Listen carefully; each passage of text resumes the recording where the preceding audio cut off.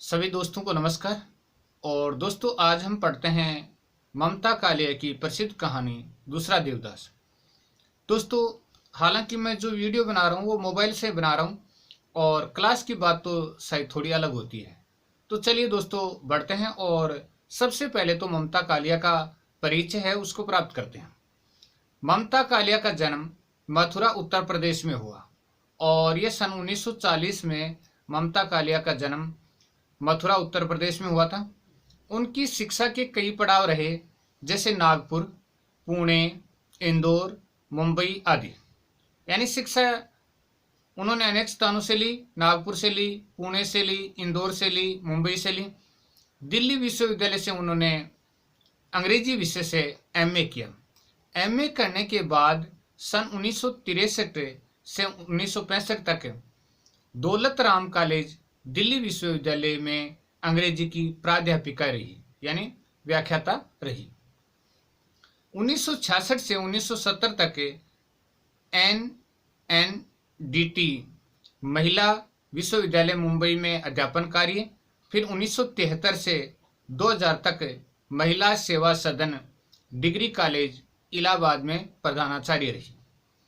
तो ममता कालिया हैं, वो 1966 से लेकर 1970 तक एनएनडीटी महिला कॉलेज मुंबई में अध्यापन कार्य किया और फिर 1973 से लेकर 2001 तक महिला सेवा सदन डिग्री कॉलेज इलाहाबाद में प्रधानाचार्य के पद पर रही।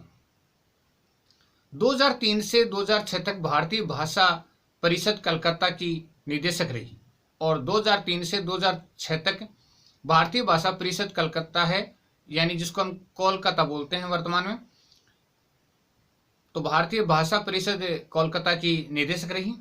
वर्तमान में नई दिल्ली में रहकर स्वतंत्र लेखन कर रही है।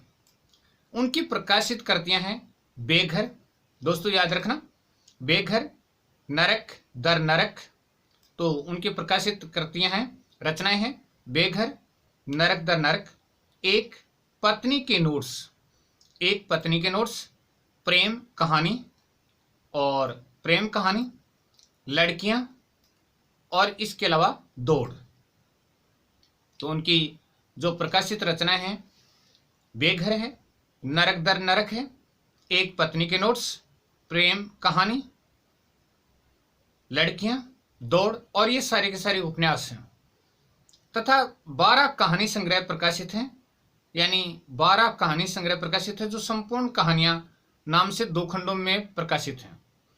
12 कहानी संग्रह प्रकाशित हैं और उनको सभी को मिलाकर के एक तरह से संपूर्ण कहानियां नाम दिया गया है और वो 2 खंड में प्रकाशित हैं। हाल ही में उनके 2 कहानी संग्रह और प्रकाशित हुए हैं, जैसे 25 साल की लड़की और थिएटर के कोवे। यानी 12 तो पहले हैं और 2 और प्रकाशित हुए हैं, 25 साल की लड़की और थिएटर रोड के कोवे। कथा साहित्य में उल्लेखनीय योगदान के लिए उत्तर प्रदेश हिंदी साहित्य से साहित्य भूषण 2004 में तथा वहीं से कहानी सम्मान 1989 में प्राप्त हुआ। तो देखिए, कथा साहित्य में उल्लेखनीय योगदान के लिए उत्तर प्रदेश हिंदी संस्थान से साहित्य भूषण 2004 में और वहीं से कहानी सम्मान 1989 में प्राप्त हुआ। उनके समग्र साहित्य पर अभिनव भारती कलकत्ता ने रचना पुरस्कार भी दिया। अभिनव भारती ने क्या दिया? उनको रचना पुरस्कार भी दिया। इसके अतिरिक्त उन्हें सरस्वती प्रेस तथा साप्ताहिक हिंदुस्तान का श्रेष्ठ कहानी पुरस्कार भी प्राप्त है। और इसके अलावा उन्होंने सरस्वती प्रेस तथा साप्ताहिक हिंदुस्तान का श्रेष्ठ कहानी पुरस्कार भी प्राप्त हुआ है। ममता कालिया शब्दों की पारखी है। तो ममता कालिया जो लेखिका हैं वो शब्दों की पारखी हैं। उनका भाषा ज्ञान अत्यंत उच्च कोटि का है। तो भाषा ज्ञान है वो अत्यंत उच्च कोटि का है। साधारण शब्दों में भी अपने प्रयोग से जादुई प्रभाव उत्पन्न कर देती हैं। इस साधारण शब्दों में भी अपने प्रयोग से जादुई प्रभाव उत्पन्न कर देती हैं। विषय के अनुरूप सहज भावाभिव्यक्ति, भावों की अभिव्यक्ति उनकी खासियत है कि विषय के अनुरूप सहज भावों की अभिव्यक्ति उनकी खासियत है। व्यंग्य की सटीकता एवं सजीवता से भाषा में एक अनोखा प्रभाव उत्पन्न हो जाता है। तो उनके व्यंग्य की सटीकता और सजीवता यानी संजीदगी कह सकते हैं, एक तरह से जीवंत कह सकते हैं। तो एक अनोखा प्रभाव उत्पन्न हो जाता है। अभिव्यक्ति यानी विचारों को प्रकट करने का ढंग, अभिव्यक्ति की सरलता एवं सुबोधता यानी जो अच्छी तरह से समझ में आ जाए, उसे विशेष रूप से मर्मस्पर्शी बना देती है। मर्मस्पर्शी यानी मर्म को छूने वाला, अर्थात हृदय को स्पर्श करने वाला। तो देखिए, विषय के अनुरूप सहज भावाभिव्यक्ति उनकी खासियत है। व्यंग्य की सटीकता एवं सजीवता से भाषा में एक अनोखा प्रभाव उत्पन्न हो जाता है। अभिव्यक्ति की सरलता एवं सुबोधता उसे विशेष रूप से मर्मस्पर्शी बना देती है। पाठ्य पुस्तक में संकलित दूसरा देवदास कहानी हर की पौड़ी हरिद्वार के परिवेश यानी वातावरण को केंद्र में रखकर युवा मन की संवेदना, भावना और विचार जगत की उथल पुथल को आकर्षक भाषा शैली में प्रस्तुत करती है। तो पाठ्य पुस्तक में संकलित जो दूसरा देवदास है वो कहानी हर की पौड़ी हरिद्वार के परिवेश को केंद्र में रखकर युवा मन की संवेदना, भावना और विचार जगत की उथल पुथल को आकर्षक भाषा शैली में प्रस्तुत करती है। ये कहानी युवा हृदय में पहली आकस्मिक मुलाकात की हलचल, तो ये कहानी युवा हृदय में पहली आकस्मिक मुलाकात की हलचल, कल्पना और रोमानियत का उदाहरण है। तो देखिएगा, ये एक तरह की कहानी की संवेदना भी है। ये कहानी युवा हृदय में पहली आकस्मिक मुलाकात की हलचल पैदा करती है और कल्पना को जन्म देती है और रोमानियत का उदाहरण है। दूसरा देवदास कहानी में लेखिका ने इस तरह घटनाओं का संयोजन किया है कि अनजाने में ही प्रेम का प्रथम अंकुरण संभव और पारो के हृदय में बड़ी अजीब परिस्थितियों में उत्पन्न होता है। तो इस कहानी के पात्र कौन है? एक का नाम संभव है और दूसरे पात्र का नाम पारो है। संभव नायक है, पारो नायिका है। और उनका जो प्रेम है वो अनजाने में ही प्रेम का प्रथम अंकुरण संभव और पारो के हृदय में बड़ी अजीब परिस्थितियों में उत्पन्न होता है। ये प्रथम आकर्षण और परिस्थितियों के गुम्फनी यानी परिस्थितियों से उलझा हुआ उनके प्रेम को आधार और मजबूती प्रदान करता है। कि पहला आकर्षण और परिस्थितियों का जो एक तरह से आवरण है वही उनके प्रेम को आधार प्रदान करता है और मजबूती प्रदान करता है, जिससे ये सिद्ध होता है कि प्रेम के लिए किसी निश्चित व्यक्ति, समय और स्थिति का होना आवश्यक नहीं है। कि जिससे ये सिद्ध होता है कि प्रेम के लिए किसी निश्चित व्यक्ति, समय और स्थिति का होना क्या नहीं है, जरूरी नहीं है। वह कभी भी, कहीं भी, किसी भी समय और किसी भी स्थिति में उपज सकता है। कि प्रेम के लिए क्या जरूरी नहीं है, निश्चित व्यक्ति जरूरी नहीं है, समय जरूरी नहीं है और स्थिति का भी होना आवश्यक नहीं है। वह कभी भी, कहीं भी, किसी भी समय और किसी भी स्थिति में उपज सकता है, हो सकता है। कहानी के माध्यम से लेखिका ने प्रेम की बम्बईया फिल्मों की परिपाटी से अलग हटाकर उसे पवित्र और स्थायी स्वरूप प्रदान किया है। तो प्रेम को उन्होंने बम्बईया फिल्मों की परिपाटी है उससे क्या किया, अलग हटाया और अलग हटाकर उसे पवित्र और स्थायी स्वरूप प्रदान किया है। कथ्य, विषय वस्तु, भाषा और शिल्प की दृष्टि से कहानी बेजोड़ है। कि कथ्य की दृष्टि से, विषय वस्तु की दृष्टि से, भाषा और शिल्प की दृष्टि से कहानी क्या है, अपने आप में बेजोड़ है। चलिए अब कहानी को पढ़ते हैं। दोस्तों, किताब तो आपके सामने होगी ही और आप किताब को देखते रहिएगा और साथ साथ पढ़ते रहिएगा।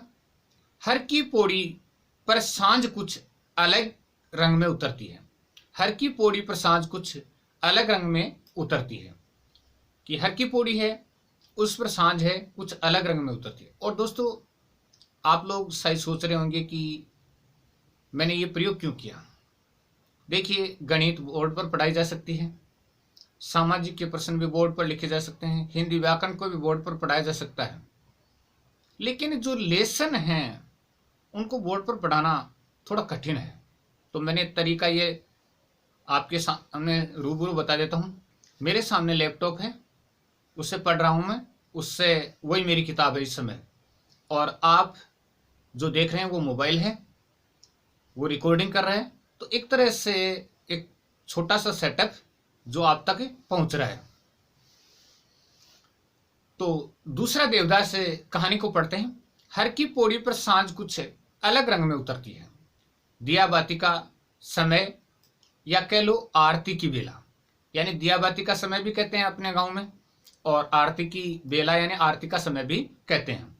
कि हर की पौड़ी पर यानी हरिद्वार में है जी ये, और वहां पर सांझ का रंग कुछ अलग ही होता है। दिया बाती का समय कह लो या आरती का समय। 5 बजे जो फूलों के दोने 1-1 रुपए के बिक रहे थे, फूलों के दोने यानी फूलों के वो जो दोने होते हैं, इस वक्त वे 2-2 के हो गए। यानी 5 बजे 1-1 रुपए के बिक रहे थे, और अब जब संध्या का समय है, दिया बाती का समय है, तो वो क्या हो गए, 2-2 रुपए के हो गए। भक्तों को इससे कोई शिकायत नहीं है, कि भक्तों को इससे क्या है, कोई शिकायत नहीं है। इतनी बड़ी बड़ी मनोकामना लेकर आए हुए हैं, और सब भक्त हैं वो बड़ी बड़ी मनोकामना, मन की कामनाओं को लेकर आए हैं, तो उनको कोई शिकायत हो ही नहीं सकती है। और 1-2 रुपए का मुंह थोड़े देखना है, कि वो 1-2 रुपए का मुंह नहीं देखते हैं, और चाहे 1 के 2 लगे, लेकिन फिर भी उनको कोई शिकायत नहीं है। गंगा सभा के स्वयंसेवक खाकी वर्दी में मुस्तैदी से घूम रहे हैं, और गंगा सभा के जो स्वयंसेवक हैं उन्होंने खाकी वर्दी पहन रखी है और मुस्तैदी से घूम रहे हैं, यानी बड़ी सावधानी से घूम रहे हैं। वे सबको सीढ़ियों पर बैठने की प्रार्थना कर रहे हैं, और वो सबसे यही प्रार्थना कर रहे हैं कि वो आराम से, दर्शक गणों से ये प्रार्थना करते हैं, भक्त गणों से यही प्रार्थना करते हैं कि वो आराम से क्या करें, सीढ़ियों पर बैठ जाएं। शांत होकर बैठिए, आरती शुरू होने वाली है। कुछ भक्तों ने स्पेशल आरती बोल रखी है। स्पेशल आरती यानी 101 या 151 रुपए वाली, यानी स्पेशल आरती भी बोली है कुछ भक्तों ने। और स्पेशल आरती का लेखिका यहाँ जिक्र कर रही है कि 101 रुपए की या 151 रुपए वाली आरती। गंगा तट पर हर छोटे बड़े मंदिर पर लिखा है गंगा जी का प्राचीन मंदिर। तो गंगा तट पर हर छोटे बड़े मंदिर पर लिखा है कि गंगा जी का प्राचीन मंदिर। पंडितगण आरती के इंतजाम में व्यस्त हैं, और वहां पर जो प्रबुद्ध ज्ञानी सज्जन पंडितगण हैं वो आरती के इंतजाम में व्यस्त हैं। और दोस्तों, बड़ी ही मनोरम भव्य आरती होती है वास्तव में। पीतल की नीलांजलि में सहस्र बत्तियां घी में भिगोकर रखी हुई हैं, और पीतल की एक नीलांजलि होती है, उसमें हजारों बत्तियां घी में भिगोकर रखी हुई हैं। सबने घी के डब्बे अपनी ईमानदारी के प्रतीक स्वरूप सजा रखे हैं, और सभी ने घी के जो डिब्बे हैं वो अपनी ईमानदारी के प्रतीक के रूप में सजा रखे हैं। गंगा जी की मूर्ति के साथ साथ चामुंडा, बालकृष्ण, राधा कृष्ण, हनुमान, सीताराम की मूर्तियों की श्रृंगारपूर्ण स्थापना है। कि गंगा जी की मूर्ति के साथ साथ चामुंडा की मूर्ति भी है, बालकृष्ण की भी है, राधा कृष्ण की भी है, हनुमान जी की भी है, सीताराम की मूर्तियों की भी श्रृंगारपूर्ण स्थापना है, यानी सजावट के साथ स्थापना की हुई है। जो भी आपका आराध्य हो चुन ले, कि आप जिसकी भी आराधना करते हो उसका चयन कर लें। आरती से पहले स्नान, और आरती से पहले क्या होता है, स्नान होता है। हर हर बहता गंगा जल, और बहुत ही निर्मल पवित्र गंगा जल है, वो मानो भगवान शिव का उच्चारण करता हुआ बहता है। निर्मल, नीला, निष्पाप। तो गंगा जल है वो निर्मल भी है, स्वच्छ भी है, नीला भी है, और पाप रहित भी है। औरतें डुबकी लगा रही हैं, बस उन्होंने तट पर लगे कुंडों से बंधी जंजीरें पकड़ रखी हैं, और औरतें भी क्या कर रही हैं, स्नान कर रही हैं, और उन्होंने तट पर लगे जो कुंडे हैं और उनसे जो जंजीरें बंधी हुई हैं उनको पकड़ रखा है। पास ही कोई न कोई पंडा जजमानों के कपड़ों लत्तों की सुरक्षा कर रहा है, और कोई जो पुजारी है वो क्या कर रहा है, जजमान है उनके कपड़े लत्ते हैं यानी वस्त्र हैं या सामान है उनकी क्या कर रहे हैं, सुरक्षा कर रहे हैं। हर एक के पास चंदन और सिंदूर की कटोरी है, और प्रत्येक के पास चंदन की और सिंदूर की कटोरी है। मर्दों के माथे पर चंदन तिलक और औरतों के माथे पर सिंदूर का टीका लगा देते हैं पंडित, कि मर्दों के माथे पर चंदन का तिलक लगाते हैं और औरतों के माथे पर सिंदूर का टीका लगा देते हैं वहां के पंडित यानी पुजारी वर्ग। कहीं कोई दादी बाबा पहला पोता होने की खुशी में आरती करवा रहे हैं, तो कहीं कोई नई बहू आने की खुशी में आरती करवा रहे हैं। अभी पूरा अंधेरा नहीं गिरा है, गोधूली वेला है। गोधूली वेला कहते हैं दोस्तों गायों के आने का समय यानी संध्या का समय। और पूरा अर्थ देखें तो गायों के खुरों से जो धूल उड़ती है उसको गोधूली कहते हैं, लेकिन यहाँ पर अर्थ है कि जब गायें दिन भर चर करके शाम को घर लौटती हैं उस समय का समय यानी संध्या का समय। और संध्या का समय का मतलब है आरती का समय, पूजा अर्चना का समय, भगवान की वंदना का समय।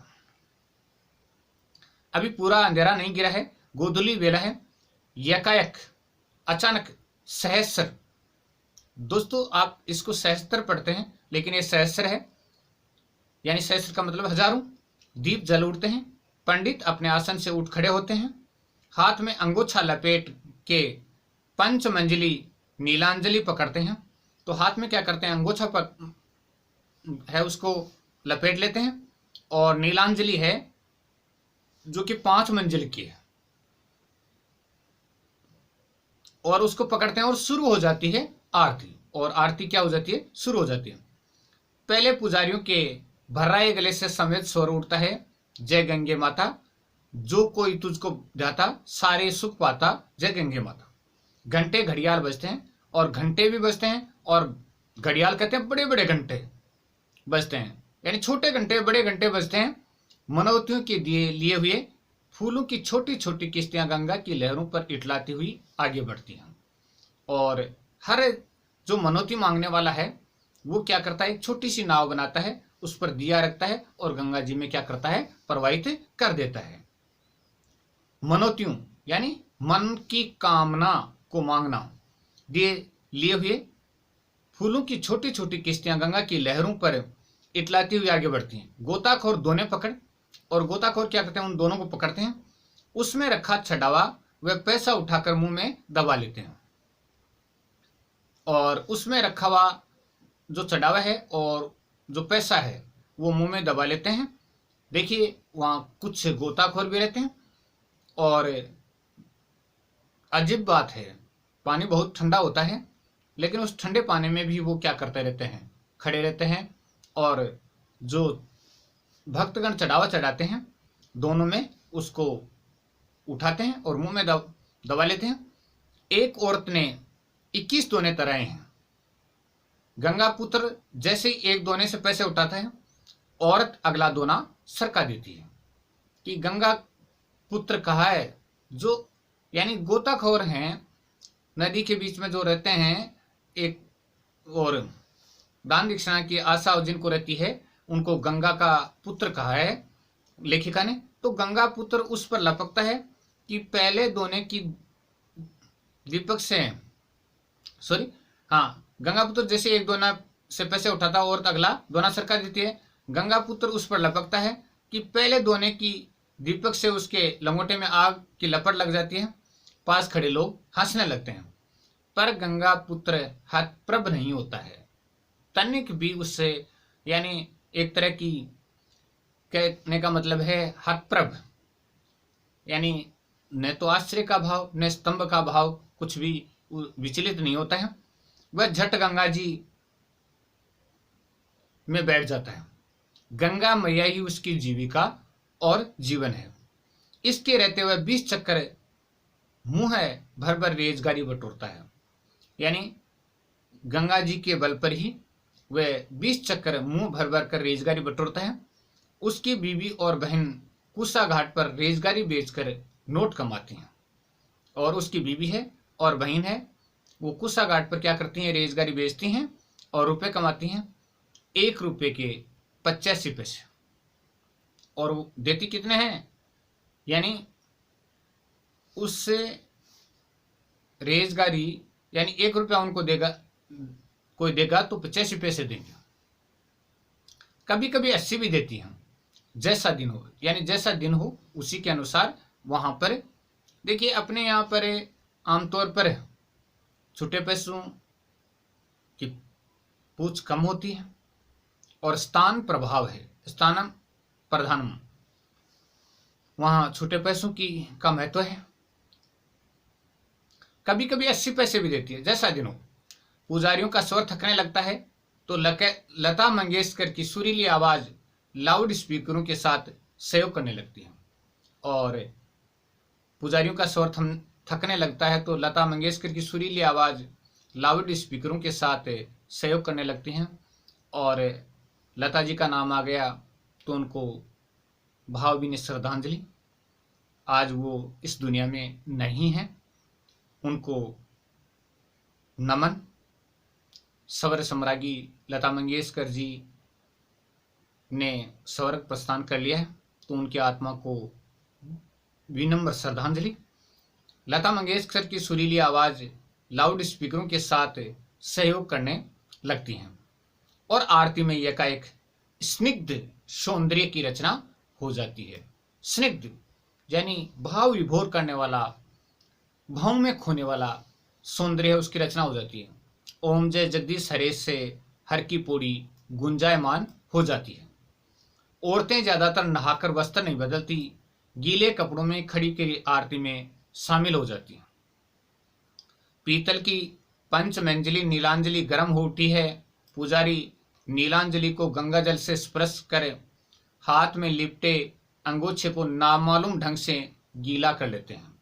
तो पुजारी नीलांजलि को गंगा से स्पर्श करे, हाथ में लिपटा हुआ अंगोछा है, उसको किसी को न मालूम पड़े उस ढंग से गीला कर लेते हैं। दूसरे ये दृश्य देखने पर मालूम होता है वे अपने संबोधन गंगा जी के गर्भ तक पहुंचा रहे हैं। यानी इस तरह से जो हाथों को हिलाते हैं तो वो जो अंगोछा है वो पानी से भीग जाता है, लेकिन किसी को पता नहीं चलता है। पानी पर सहस्र बाती वाले दीपकों की प्रति छवियां झिलमिला रही हैं, यानी हजारों बाती वाले दीपों को कह सकते हैं, दीपकों की प्रति छवियां, यानी जो छवि के बदले छवि एक तरह से, यानी उनकी लो है वो झिलमिला रही है।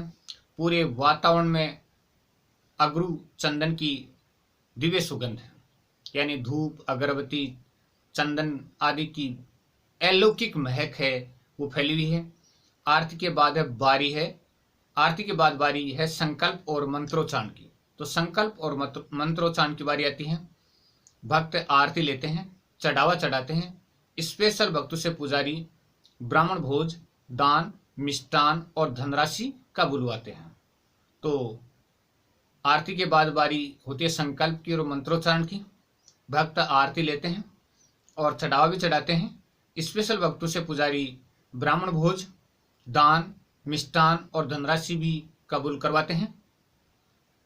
आरती के क्षण इतने भव्य और दिव्य रहे कि भक्त हुज्जत नहीं करते, कि भक्त मना ही नहीं करते।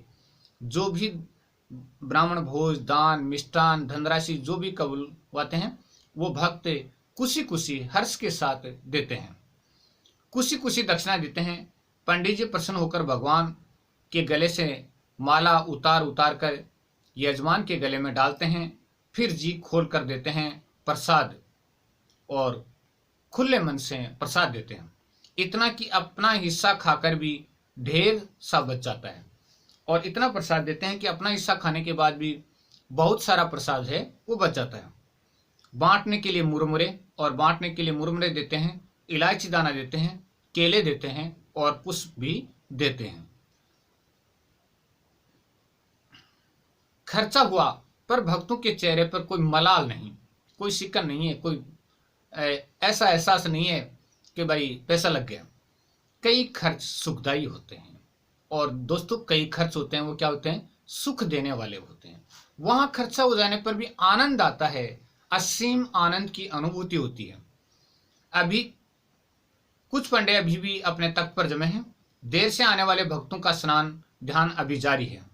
आरती के दोने फिर 1 रुपये में बिकने लगे हैं, और आरती होने के बाद जो दोने हैं वो फिर 1 रुपये में बिकने लगे हैं। गंगा जल आकाश के साथ साथ रंग बदला है। संभव अब ये जो पात्र है काफी देर से नहा रहा था। जब घाट पर आया तो मंगल पंडा बोले, का हो जजमान, बड़ी देर लगाई दी, हम तो डर ही गए थे। कि का हुआ जजमान, बड़ी देर लगा दी, हम तो डर ही गए थे। संभव हंसा। उसके एक सार खूबसूरत दांत सांवले चेहरे पर फब उठे, यानी एक सार दांत थे और सांवले चेहरे पर फब उठे। उसने लापरवाही से कपड़े पहने और जांघिया निचोड़कर थैले में डाला। जब वह कुर्ते को पहुंचकर चश्मा लगा रहा था, पंडे ने उसके माथे पर चंदन का तिलक लगाने को हाथ बढ़ाया। उसने चेहरा हटा लिया तो मंगल पंडा ने कहा, चंदन तिलक के बगैर स्नान अधूरा होता है बेटा। कि बेटा चंदन के तिलक के बगैर स्नान है वो क्या होता है, अधूरा होता है। संभव ने चुपचाप तिलक लगवा लिया। कि संभव ने क्या किया, चुपचाप तिलक लगवा लिया। वह वापस सीढ़ियां चढ़ ही रहा था कि पौड़ी पर बने एक छोटे से मंदिर के पुजारी ने आवाज लगाई। कि संभव है वो चुपचाप तिलक लगवा करके मंदिर की सीढ़ियों से चढ़ ही रहा था कि पौड़ी पर बने एक छोटे से मंदिर के पुजारी ने आवाज लगाई, अरे दर्शन तो करते जाओ। कि भक्त जन दर्शन तो करते जाइए। संभव ठिठक गया। तो संभव वो क्या है, ठिठक जाता है, रुक जाता है। उसकी इन चीजों में नियमित आस्था तो नहीं थी, पर नानी ने कहा था मंदिर में 20 आने चढ़ा कराना। कि संभव की इन चीजों में नियमित रूप से आस्था नहीं थी, लेकिन नानी ने कहा था, यानी वो ननिहाल आया हुआ था, तो नानी ने कहा था कि मंदिर में 20 आने चढ़ा कराना। ये उस समय की बात है दोस्तों, कहानी बहुत पहले लिखी गई है। आज आने जो पैसे हैं वो कम चलते हैं। आज सिर्फ बात नोटों की जाए तो बहुत अच्छा होगा। तो मंदिर में 20 आने चढ़ा कराना। संभव ने कुर्ते की जेब में हाथ डाला। 1 रुपये का नोट मिल गया। चवन्नी के लिए उसे कुछ प्रयत्न करना पड़ा, यानी 1.25 रुपया जेब में नहीं थी। संभव ने थैला खखोरा। पुजारी ने उसकी परेशानी ताड़ ली, यानी परेशानी को समझ लिया। इधर आओ, हम दे रेजगारी। कि इधर आइए, हम आपको रेजगारी देते हैं। संभव ने झेपते हुए 1 का नोट जेब में रखकर 2 का नोट निकाला। पुजारी जी ने चरणामृत दिया। चरणामृत यानी 5 तत्वों का मिश्रण होता है, और लाल रंग का कलावा बांधने के लिए हाथ आगे बढ़ाया। और कलावा जिसको नाल बोलते हैं, हम हाथों में बांधा जाता है कलाई पर। संभव का ध्यान कलावे की तरफ नहीं था, वह गंगा जी के छठा निहार रहा था। गंगा जी का सौंदर्य है उसको निहार रहा था। तभी एक और दुबली नाजुक सी कलाई पुजारी की तरफ बढ़ाई, और संभव तो गंगा जी की तरफ देख रहा था, उसकी सुंदरता को निहार रहा था, और पुजारी उनके हाथ पर कलावा बांध रहा था, नाल बांध रहा था। तभी एक और दुबली नाजुक सी कलाई पुजारी की तरफ बढ़ाई। पुजारी ने उस पर कलावा बांध दिया। उस हाथ ने थाली में 5.25 रुपये रखे, और वो जो यानी दुबली नाजुक सी कलाई वाला हाथ था, उसने क्या कर दिया, थाली में 5.25 रुपये रख दिए। लड़की अब बिल्कुल बराबर में खड़ी आंख मूंद कर अर्चन कर रही थी, प्रार्थना कर रही थी, वंदना कर रही थी। संभव ने एकाएक मुड़कर उसकी ओर गौर किया। अचानक मुड़कर के उसकी ओर गौर किया। उसके कपड़े एकदम भीगे हुए थे, यहां तक कि उसकी गुलाबी आंचल से संभव के कुर्ते का एक कोना भी गीला हो गया था। तो लड़की ने भी स्नान किया था, और स्नान करके वो सीधी पंडित जी के पास आई, और उसने जो प्रार्थना की और जो कलेवा यानी नाल बंधवाया, और 5.25 रुपये रखे, और संभव के बराबर में खड़ी होगी। और इससे संभव के कुर्ते का एक जो छोर है, कोना है, वो भी क्या हो गया, गीला हो गया।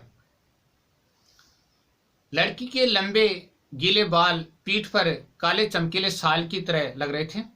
दीपकों के नीम उजाले में, हल्के हल्के उजाले में, आकाश और जल की सांवली संधि बेला में, आकाश और जल की सांवली, नीचे जल ऊपर आकाश और सांवली संधि मिलन बेला में लड़की बेहद सौम्य, लगभग कांस्य प्रतिमा लग रही थी। यानी बहुत ही सुंदर है और ऐसा लगता था मानो कांस्य की प्रतिमा हो, कांस्य की प्रतिमूर्ति हो। लड़की ने कहा, पंडित जी आज तो आरती हो चुकी, क्या करें, हमें देर हो गई। कि लड़की ने कहा, पंडित जी आज तो आरती हो चुकी, क्या करें, हमें देर हो गई। पुजारी ने उत्साह से कहा, इससे क्या, हम यहाँ कराए दें, कि हम यहाँ करा देते हैं। का कराना है संकल्प, कल्याण मंत्र, आरती जो कहूं। तो पुजारी जी कहते हैं कि हम यहाँ करा देते हैं। क्या कराना है, संकल्प कराना है, कल्याण मंत्र कराना है, आरती कराना है, जो भी कराना है वो हम यहाँ करा देंगे। तो लड़की कहती है, नहीं, हम कल आरती की बेला आएंगे, कि हम आरती की बेला आएंगे। लड़की ने कहा, संभव इंतजार में खड़ा था कि पुजारी उसे 75 पैसे लौटाए। कि संभव इस इंतजार में खड़ा था कि ₹1.25 तो उसने भेंट का चढ़ा दिया, 2 का नोट दिया था, 75 पैसे बच गए। तो संभव इस इंतजार में खड़ा था कि उसके 75 पैसे लौटाए, लेकिन पुजारी भूल चुका था। जाने कैसे पुजारी ने लड़की के हम को युगल अर्थ में ले लिया। लड़की ने कहा कि नहीं, हम कल आरती के लिए आएंगे। तो हम को युगल अर्थ में ले लिया कि ये दोनों क्या हैं, साथ साथ हैं, संभव और कौन, वो लड़की। और उसके मुंह से अनायास आशीष निकली। अचानक ही आशीष निकल गई, सुखी रहो, फूलो फलो, जब भी आओ साथ ही आना, गंगा मैया मनोरथ पूरे करें। और अचानक ही पंडित जी के मुंह से ये आशीष निकल गई कि सुखी रहो, फूलो फलो, जब भी आओ साथ ही आना, गंगा मैया आपकी सारी इच्छाओं को क्या करे, पूरा करे। लड़का और लड़की दोनों अकबका गए। यानी उनको अचानक ऐसा लगा कि ये क्या आशीर्वाद दे दिया। लड़की छिटक कर दूर खड़ी होगी, लड़की थोड़ी दूर खड़ी होगी, लड़के को तुरंत वहां से चल पड़ने की जल्दी होगी, और लड़का भी है, तुरंत वहां से जल्दी से यानी चल पड़ने की जल्दी होगी। शायद उनकी चप्पलें एक ही रखवाले के यहाँ रखी हुई थी, और चप्पल थी वो भी एक ही रखवाले के यहाँ रखी थी। टोकन देकर चप्पल लेते समय दोनों की निगाहें एक बार फिर टकरा गई। आंखों की चकाचौंध अभी मिटा नहीं था, कि आंखों का चकाचौंध था वो मिटा नहीं था, और एक बार उनकी नजरें टोकन लेते समय फिर टकरा गई। संभव आगे बढ़कर कहना चाहता था, देखिए इसमें मेरी कोई गलती नहीं थी। कि संभव कहना चाहता था कि देखिए मेरी इसमें कोई गलती नहीं थी, पुजारी ने गलत अर्थ ले लिया। लड़की कहना चाहती थी कि आपको इतना पास खड़ा नहीं होना चाहिए था। तो दोनों अपनी भावनाओं को व्यक्त करना चाहते हैं, लेकिन व्यक्त नहीं कर पाते हैं। तो संभव आगे बढ़कर कहना चाहता है कि देखिए इसमें मेरी कोई गलती नहीं थी, पुजारी ने गलत अर्थ ले लिया। लड़की कहना चाहती थी, आपको इतना पास नहीं खड़ा होना चाहिए था। लड़की ने अपना होंठ दांतों में दबाकर छोड़ दिया। भूल तो उसी की थी, बाद में तो वही आई थी। अंधेरे से घबराकर कहाँ कितने पास खड़ी हुई उसे कुछ खबर नहीं थी, लेकिन बातचीत के लायक दोनों की मनस्थिति नहीं थी। यानी दोनों की मनस्थिति इस लायक नहीं थी कि बातचीत की जाए। दोनों ने नजरें बचाते हुए चप्पलें पहनी। लड़की घबराहट से ठीक में चप्पल पहन नहीं पाई, तो लड़की क्या हुआ, घबराहट से ठीक से चप्पल पहन नहीं पाई, थोड़ी से अंगूठे में अटका कर ही आगे बढ़ गई। संभव ने आगे लपक कर देखना चाहा कि लड़की किस तरफ गई। वह घाट की भीड़ को काटता हुआ सब्जी मंडी पहुंच गया। हर की पौड़ी और सब्जी मंडी के बीच अनेक घुमावदार गलियां थी। लड़का देख नहीं पाया और लड़की कहाँ ओझल हो।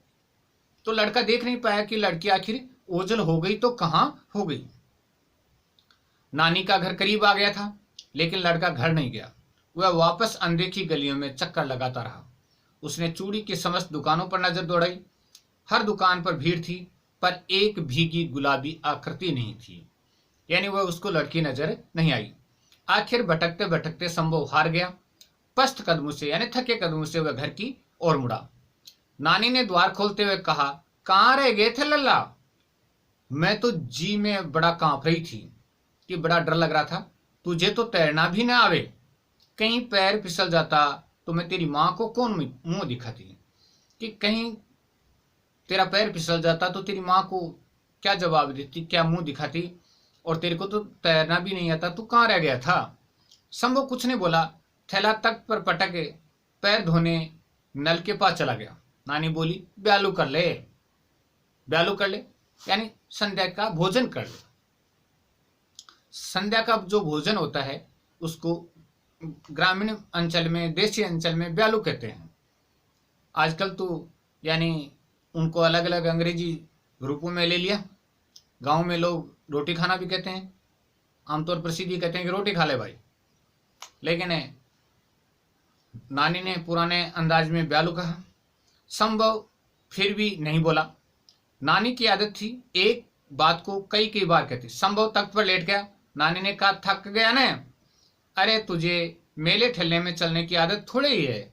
कल बैसाखी है इसीलिए भीड़ बहुत बढ़ गई है, कि कल बैसाखी इसलिए भीड़ बहुत बढ़ गई है। अभी तो कल देखना तिल धरने की जगह नहीं मिलेगी पौड़ी पर। चल उठ, खाए को खा ले, कि नाम मात्र का ही खा ले, खाए को खा ले, यानी थोड़ा बहुत भी खा ले। मुझे भूख नहीं है, संभव ने कहा और करवट बदल ली। अरे क्या हो गया? स्नान के बाद भी भूख नहीं चमकी? कि स्नान के बाद भी तेरी भूख नहीं चमकी? तभी ने इतनी सीख सलाई दे है, कि तभी इतनी पतली सी देह, कमजोर सी देह है, कि तभी ने इतनी सीख सलाई, सीख जैसी सीख की सलाई जैसी पतली सी, यानी पतली सी देह है, यानी शरीर है। सीख झाड़ू को कहते हैं, और सलाई उसकी जो यानी होते हैं उन्हें, तो पतली सी जो देह है उसके बारे में संकेत कर रही है नानी कि तेरी देह वो बहुत पतली है, कमजोर है। मैंने सविता से पहले ही कही थी, सविता उसकी बेटी का नाम है। मैंने सविता से पहले ही कही थी, इसे अकेले ना भेज, यहां जीने लगे इसका, कि यहां इसका जी नहीं लगेगा। नानी पास खड़े खटोले पर अधलेटी सी हो गई, यानी खटोला खाट है उस पर अधलेटी सी हो गई। उम्र के साथ साथ नानी की काया इतनी संक्षिप्त हो गई कि वे फैल पसर कर सोती तो भी खटोला उनके लिए पर्याप्त था। कि नानी बूढ़ी हो चुकी थी और फैल पसर कर सोती तो भी क्या होता, खटोला पर्याप्त होता था। यानी कहने का मतलब है कि शरीर है वो नानी का भी कृशकाय था, कमजोर था, पर उन्हें सिकुड़ कर गठरी बनकर सोने की आदत थी। गंगा को छुकर आती हवा से आंगन काफी शीतल था। ऊपर से नानी ने रोज की तरह शाम को चौक धो डाला था। आंगन है वो क्या कर दिया था, धो दिया था। नींद और सौपन के बीच संभव की आंखों में घाट की पूरी बात उतर आई। नींद और सपनों के बीच में संभव की आंखों में घाट की पूरी बात है वो उसके सामने आ गई। लड़की का आंख मूंद कर अर्चना करना, माथे पर भीगे बालों की लठ, कुर्ते को छूता उसका गुलाबी आंचल, और पुजारी से कहता उसका सौम्य स्वर, हम कल आएंगे। तो संभव है वो उस लड़की के बारे में सोचने लग जाता है। एक तरह से नींद और सपनों के बीच न नींद है न उनको सपने आ रहे हैं, यानी तंद्रा की अवस्था में कह सकते हैं, अध नींद में कह सकते हैं। तो वह एक तरह से उस घाट की बात को याद करता है। लड़की का आंख मूंद कर प्रार्थना करना, माथे पर भीगे बालों की लट, यानी बाल हैं वो माथे पर आना, कुर्ते को छूता हुआ उसका गुलाबी आंचल, पुजारी से कहता उसका सौम्य मधुर स्वर, हम कल आएंगे। संभव की आंख खुल गई। ये तो वह भूल ही गया था। लड़की ने कल वहां आने का वचन दिया। संभव आशा और उत्साह से उठ बैठा। नानी को झकझोरते हुए बोला, नानी नानी चलो खा लें, मुझे भूख लगी है। कि नानी नानी चलो कुछ खा लेता हूं, मुझे भूख लगी है।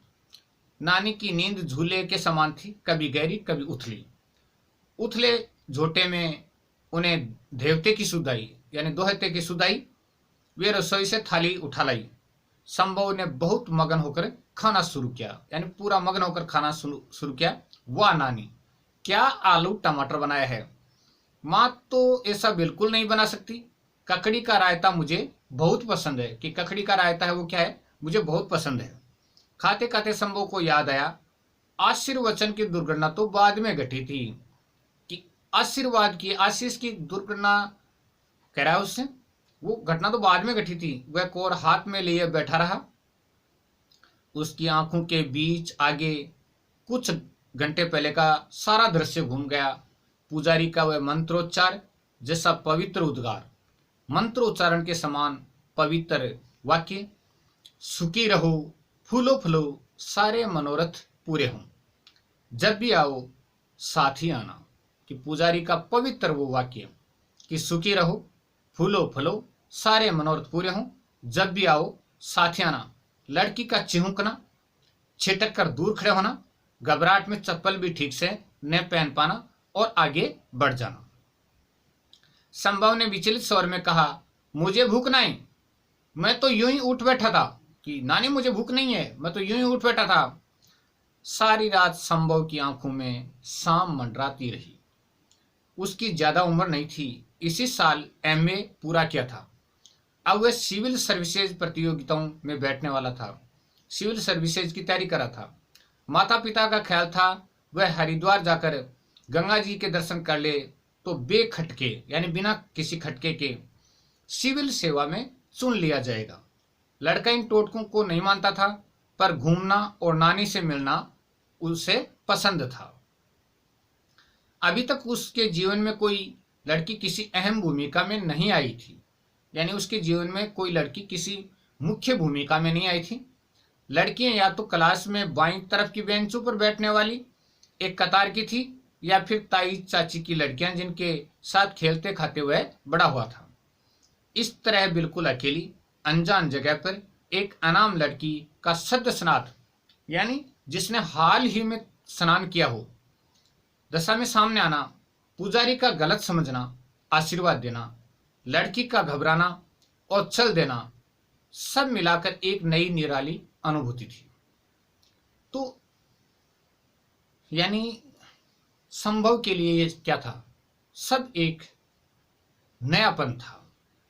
कि इस तरह बिल्कुल अकेली अनजान जगह पर एक अनाम लड़की का सद्य स्नात दशा में सामने आना, यानी तुरंत नहा करके नहाई हुई दशा में सामने आना, पुजारी का गलत समझना, आशीर्वाद देना, लड़की का घबराना और चल देना, सब मिलाकर एक नई और निराली अनुभूति थी, अनुभव था, जिसमें उसे कुछ सुख और ज्यादा बेचैनी लग रही थी। सुख कुछ कम था और बेचैनी क्या थी, ज्यादा थी।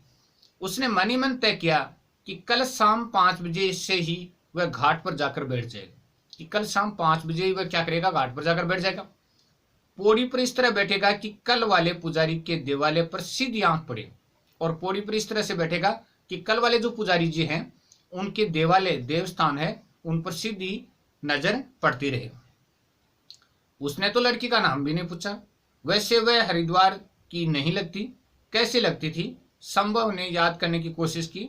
उसे सिर्फ उसकी दुबली पतली काया, गुलाबी साड़ी और भीगी भीगी श्याम सलोनी आंखें दिखी।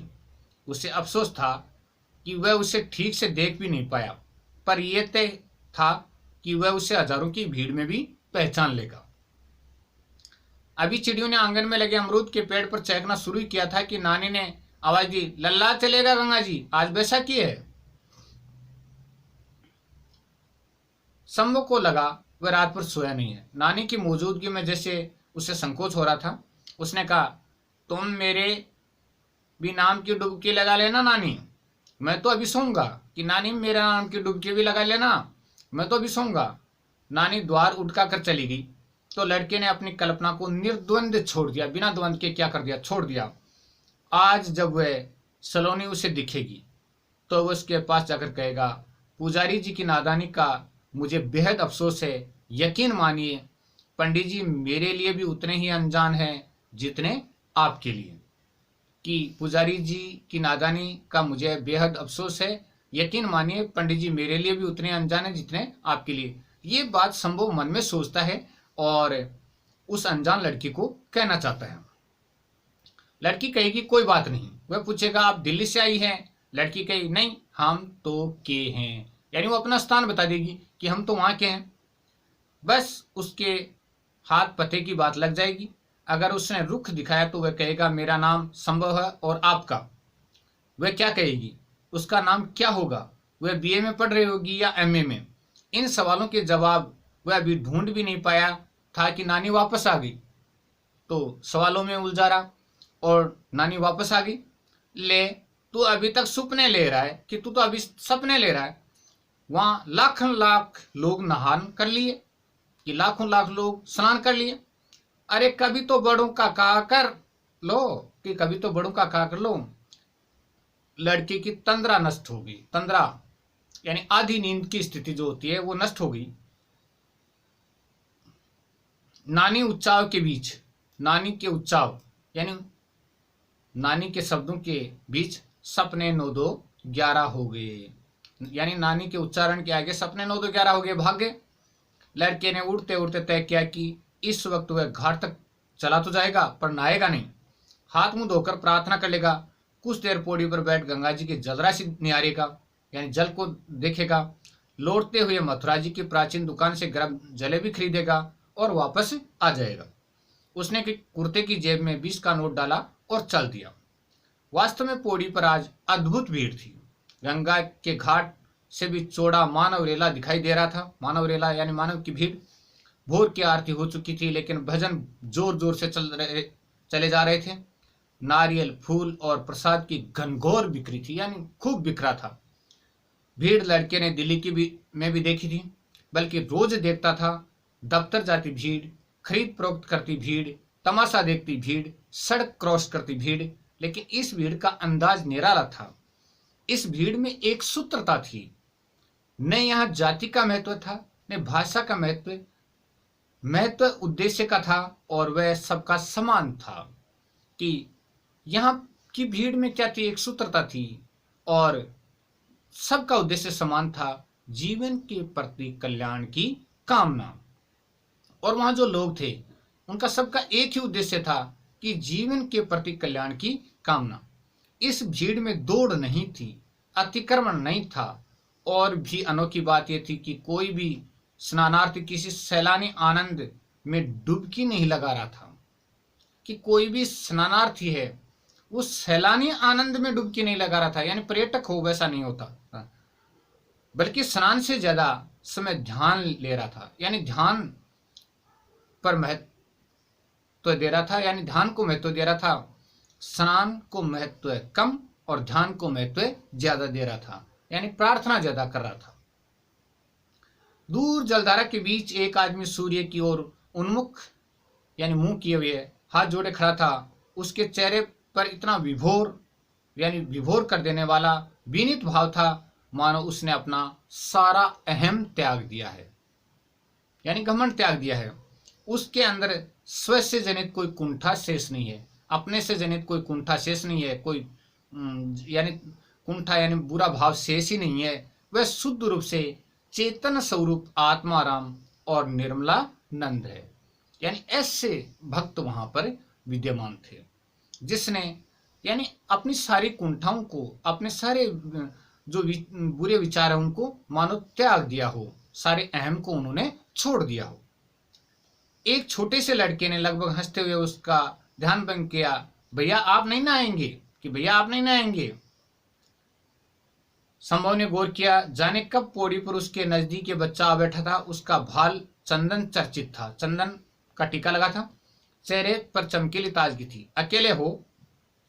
तो संभव ने पूछा, अकेले हो? नहीं, बुआ साथ है। कहां से आए हो? रोहतक। कि रोहतक से आए हैं? अब वापस जाओगे? नहीं, बच्चे ने चमकीली आंखों से बताया, अभी तो मनसा देवी जाना है। वह उधर। कि उधर मनसा देवी क्या है, जाना है?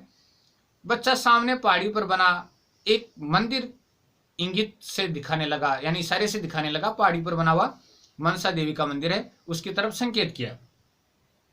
यह स्थल संभव को पहले दिन से ही अपनी ओर खींच रहा था, लेकिन नानी ने उसे ब्रज दिया, मना कर दिया। ना लल्ला, मनसा देवी जाना है तो क्या वह झूला गाड़ी में तो बैठियो ने, रस्सी से चलती है, क्या पता कब टूट जाए। एक बार टूटी थी, हजारन मरे गिरे थे। जाना तो चढ़ कर जाना, उसका महात्म अलग है। कि जाना तो चढ़ कर जाना, उसका महात्म्य है वो क्या है, अलग है। संभव बहुत शारीरिक मेहनत में यकीन नहीं करता, बरसों से कुर्सी पर बैठकर पढ़ते पढ़ते उसकी सक्रियता के नाम पर हमेशा किसी दिमागी हरकत का ही ध्यान आता था। उसे यहाँ सुबह सुबह नानी का झाड़ू लगाना, चक्की चलाना, पानी भरना, रात के मांजे बर्तन फिर धो कर लगाना सब कष्ट दे रहा था। वह ऐतराज नहीं कर रहा था तो सिर्फ इसलिए कि महज 4 दिन रुककर वह नानी की दिनचर्या में हस्तक्षेप करने का अधिकारी नहीं बन सकता। संभव ने बच्चे से कहा, अगर गिर गए तो? बच्चा हंसा, इतने बड़े होकर भी डरते हो भैया? गिरेंगे कैसे, इतने लोग जो चढ़ रहे हैं। शहर के इतिहास के साथ साथ संभव उसका भूगोल भी आत्मसात करना चाहता था। कि शहर के इतिहास के साथ साथ यानी संभव उस बच्चे का भूगोल भी अपने भीतर बसाना चाहता था। इसलिए थोड़ी देर बाद वह अटकता भटकता उस जगह पहुंच गया जहां से रोपवे शुरू होती है। यानी यहाँ पर 2 चीजों का है, रोपवे का भूगोल और शहर के इतिहास का भूगोल। रोपवे के नाम में कोई धर्माडंबर नहीं था। उस वेक्रो सर्विस की खिड़की के आगे एक लंबा क्यू था, लाइन था। वहीं मनसा देवी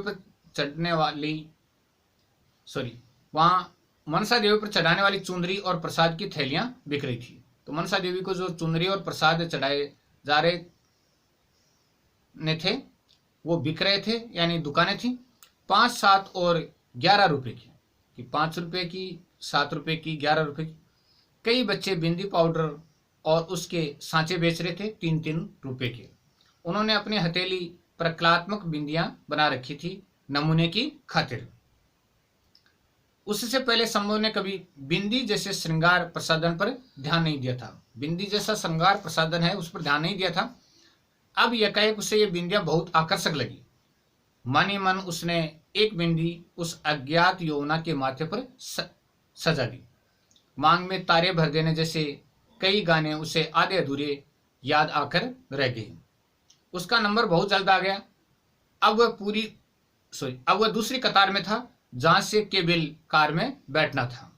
सभी काम बड़ी तत्परता से हो रहे थे, यानी बहुत जल्दी से हो रहे थे। जल्दी वह उस विशाल परिसर में पहुंच गया जहां लाल, पीली, नीली, गुलाबी केबल कार बारी बारी से आकर रुकती, 4 यात्री बैठा थी और रवाना हो जाती। रोपवे की बात कर रहे हैं। केबल कार का द्वार खोलने और बंद करने की चाबी ऑपरेटर के नियंत्रण में थी। संभव एक गुलाबी केबल कार में बैठ गया। कल से उसे गुलाबी के सिवा और कोई रंग सुहाई नहीं रहा था। उसके सामने की एक सीट पर एक नवविवाहित दंपति चढ़ावे की बड़ी थैली और एक वृद्ध चढ़ावे की छोटी थैली लिए बैठे थे। संभव को अफसोस हुआ कि वह चढ़ावा खरीद कर नहीं लाया, कि वह तो चढ़ावा खरीद कर लाया ही नहीं।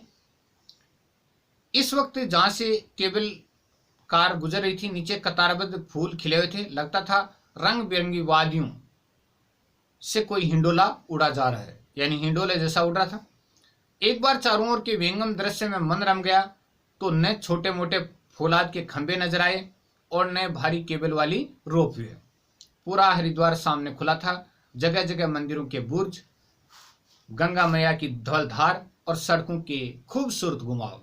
और गंगा मैया की धार को देखा जाए तो ऐसी लगती है दूधिया सुंदर, यानी बहुत ही शानदार भव्य, यानी जैसे बर्फ की सड़क हो वैसा दूधिया पानी है। नीचे सड़क के रास्ते चढ़ते हाँपते लोग, लिम्का की दुकानें और अनाम पेड़ जिनके वो नाम नहीं जानता। बहुत जल्द उनकी केबल कार मनसा देवी के द्वार पर पहुंच गई। यहाँ फिर चढ़ावा बेचने वाले बच्चे नजर आए। संभव ने एक थैली खरीद ली और सीढ़ियां चढ़कर प्रांगण में पहुंच गया। नाम मनसा देवी का था पर वर्चस्व सभी देवी देवताओं का मिला जुला था। एकदम अंदर के प्रकोष्ठ में चामुंडा रूप धारिणी मनसा देवी स्थापित थी। व्यापार यहाँ भी था। मनोकामना के हेतुक लाल पीले धागे 1.25 रुपए में बिक रहे थे। तो मनोकामना के लिए जो धागे थे वो 1.25 रुपए में बिक रहे थे। लोग पहले धागा बांधते फिर देवी के आगे शीश नवाते। संभव ने भी पूरी श्रद्धा के साथ मनोकामना की गांठ लगाई कि संभव ने भी एक धागा लिया और मनोकामना की गांठ को बांधा, सिर झुकाया, नैवेद्य चढ़ाया, जो प्रसाद है वो चढ़ाया और वहां से बाहर आ गया। आंगन में रुद्राक्ष मालाओं की अनेक गुमटियां थी, रुद्राक्ष की मालाओं की गुमटियां थी, दुकानें थी, जहां 10 रुपए से लेकर 3000 तक की मालाओं पर लिखा था असली रुद्राक्ष, नकली साबित करने वाले को 500 रुपये इनाम। एक तरफ हलवाई गरम जलेबी, पूरी, कचौड़ी छान रहे थे। मेले का माहौल था। शंभू वापस केबल कार की कतार में लग गया। वापसी का रास्ता ढलवा था, कार और भी जल्दी नीचे पहुंच रही थी। इस बार शंभू के साथ 3 समवयस्क लड़के बैठे हुए थे। वह केबल कार की ढलवा दौड़ देख रहा था कि एकाएक 2 आश्चर्य एक साथ घटित हुए, यानी उसके सामने 2 आश्चर्य एक साथ घटित हुए। वह बच्चा जो पौड़ी पर उसके करीब आकर बैठ गया था, दूर पीली केबल कार में नजर आया। बच्चे की लाल कमीज उसे अच्छी तरह याद थी, हालांकि इतनी दूर से उसका चेहरा स्पष्ट नजर नहीं आ रहा था। और बच्चे से सटी हुई जो दुबली पतली श्याम सलोनी आकृति बैठी थी, वह वही थी, वही लड़की जो कल शाम के झूठ पुटे में हर की पौड़ी पर उससे टकरा गई थी। संभव बेहद बेचैन हो गया। वह दाएं बाएं झुक झुक कर चिन्हने की कोशिश करने लगा, यानी पहचानने की कोशिश करने लगा। उसका मन हुआ पंछी की तरह उड़कर पीली केबल कार में पहुंच जाए। बहुत जल्द केबल कार वापस नीचे पहुंच गई। संभव ने आगे जाते बच्चे को लपक कर कंधे से थाम लिया और बोला, कहो दोस्त। बच्चे ने अचकचाकर उसकी ओर देखा, कहा, अरे भैया। रुककर बोला, हमने सोचा जब हमारा दोस्त नहीं डरता तो हो जाए एक ट्रिप। तभी आगे से एक महीन सी आवाज ने कहा, मन्नू घर नहीं चलना है। बालक मन्नू ने कहा, अभी आया बुआ। संभव ने अस्पष्ट स्वर में पूछा, ये तुम्हारी बुआ हैं? और क्या, मन्नू ने सासरे जवाब दिया। हमें नहीं मिलवाओगे, हम तो तुम्हारे दोस्त हैं। मन्नू वाकई उसका हाथ खींचता हुआ चल दिया। बुआ बुआ इनसे मिलो, ये हैं हमारे नए दोस्त। कि बुआ बुआ इनसे मिलिए, ये हमारे नए दोस्त हैं। उसने प्रश्नवाचक नजरों से संभव को देखा। अपना नाम खुद बताइए। वह अपना नाम बताता, इससे पहले उसी महीन मीठी आवाज ने कहा, ऐसे कैसे दोस्त हैं तुम्हारे? तुम्हें उनका नाम भी नहीं पता? कैसे कैसे दोस्त हैं तुम्हारे, तुम्हें उनका नाम भी नहीं पता? अब संभव ने गौर किया, बिल्कुल वही कंठ, वही उलाना, वही अंदाज। पुलक से उसका रोम रोम हिल उठा, यानी प्रसन्नता से। हे ईश्वर, उसने कब सोचा था मनोकामना का मौन उद्गार, यानी मौन वाणी इतनी शीघ्र शुभ फल, यानी शुभ परिणाम दिखाएगा। लड़की ने आज गुलाबी परिधान नहीं पहना था, पर सफेद साड़ी में लाज के गुलाबी होते हुए उसने मनसा देवी पर एक और चुनरी चढ़ाने का संकल्प लेते हुए सोचा, मनोकामना की गांठ भी अद्भुत अनूठी है, इधर बांधो उधर लग जाती है। कि मनोकामना की गांठ भी अद्भुत और अनूठी है, इधर बांधो और उधर लग जाती है। पारो बुआ इनका नाम है। मनो ने बुआ का आंचल खींचते हुए कहा, संभव देवदास। संभव ने हंसते हुए वाक्य पूरा किया। उससे भी मनोकामना का पीला लाल धागा और उसमें पड़ी गिठान का मधुर स्मरण हुआ आया। तो ये था दोस्तों कहानी का पूरा परिचय। आपने पूरा पढ़ा, अच्छा लगा तो वीडियो को लाइक कर दीजिएगा। एक प्रयास किया है आपके लिए, अच्छा लगे, पसंद आया हो तो शेयर कीजिए, सब्सक्राइब कीजिए और देखते रहिए। बहुत बहुत धन्यवाद दोस्तों।